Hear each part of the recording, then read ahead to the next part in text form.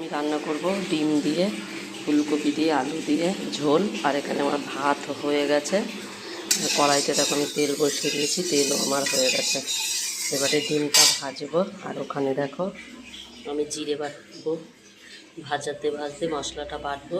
আর এখানে করব আমি আলু দিয়ে আর পটল কেটেছি আর ওই কপির ডাঁটার চচ্চড়ি। কপির ডাঁটাটা আমি প্রেসারে একটা সিটি দিয়ে রেখেছি। দেখতে থাকো বন্ধুরা তোমরা। দেখো আমার আলু ভাজা হয়ে গেছে, আর এখানে ফুলকপি ভাজাও হয়ে গেছে, ডিম ভাজাও হয়ে গেছে।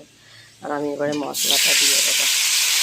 জিরে বাটা, আদা বাটা, টমেটো, পরিমাণ মতো নুন, লঙ্কার গুঁড়ো আর হলুদের গুঁড়ো।